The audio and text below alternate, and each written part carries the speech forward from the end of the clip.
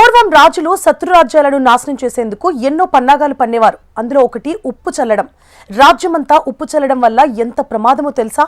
ఇది మిగతా రాజ్యాలకు వార్నింగ్ కూడా ఇచ్చినట్లేనట. పూర్వకాలంలో యుద్ధాలు జరిగిన తర్వాత రాజులు చాలా దారుణంగా ప్రవర్తించేవారట. ఓడిపోయిన రాజ్యం తిరిగి కోలుకోకుండా ఉండేందుకు తమకు తెలిసిన డిస్ట్రాయింగ్ ప్లానింగ్లు వేసేవారు. ఓడిపోయిన రాజ్యం పూర్తిగా బలహీనపడాలని, పూర్వపు శక్తిని తిరిగి సంపాదించకుండా చూడాలి అన్న ఉద్దేశంతో గెలిచిన రాజులు అరాచక రాజకీయాలు చేసేవారట. అలాంటి వాటిలో ఒకటి ఉప్పు చల్లడం. శత్రువుల నగరం లేదా వారి వ్యవసాయ భూములపై ఉప్పును పూర్తిగా చల్లేస్తారు. ఇది అప్పటి సామాజిక రాజకీయ పరిస్థితుల్లో ఎంతో పెద్ద ప్రతీకార చర్యగా భావించేవారు. చరిత్రలో దీనిని సాల్టింగ్ ద ఎర్త్ అని పిలుస్తారు.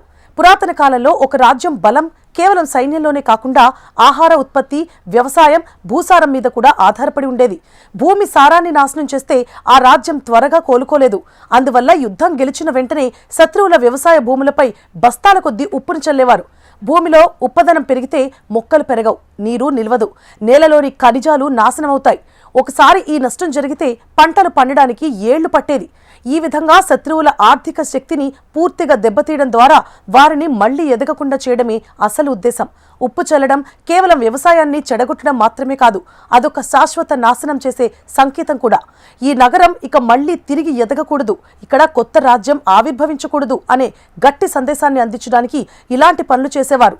అనేక సంస్కృతుల్లో ఉప్పు శాపానికి, నిషేధానికి ప్రతీకగా భావించేవారు. ఆ రాజ్యం ప్రజలలో భయం, నిస్సహాయతను కలిగించడం ద్వారా గెలిచిన రాజు శక్తిని చాటడానికి ఇలాంటి పనులు చేసేవారు.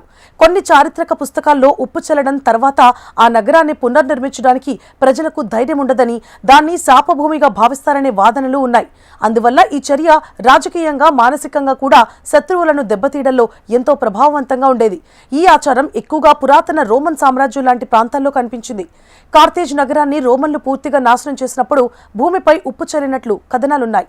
అయితే ఇది పూర్తిగా చారిత్రకంగా రుజువైందా అనే విషయంలో చరిత్రకారుల మధ్య కొన్ని వాదనలున్నాయి. అయితే మన దేశంలో మాత్రం ఇలాంటి ఉప్పు చల్లే ఆచారం ఉన్నట్టు చెప్పే పెద్ద ఆధారాలు లేవు. కానీ శత్రురాజ్యాన్ని ఆర్థికంగా, వ్యవసాయపరంగా బలహీనపరిచే వ్యూహాలు మాత్రం భారత్లో కూడా అనేక రాజ్యాలు పాటించేవి. యుద్ధం అంటే కేవలం ఆయుధాలు, సైన్యాల పోరాటం మాత్రమే కాదు, ప్రజల మానసిక ధైర్యం, నమ్మకం, భవిష్యత్తుపై ఆశ కూడా. శత్రురాజ్యం మీద ఉప్పు చల్లడం వలన ఆ ప్రజల్లో మన భూమి నాశనమైపోయింది, ఇక పంటలు పండకపోవచ్చు అనే భయం పెరిగేది. ఈ భయం ద్వారా ప్రజలు తిరుగుబాట్లు చేయకుండా, ప్రతిఘటన చేయకుండా గెలిచిన రాజు పాలనను అంగీకరించేవారు.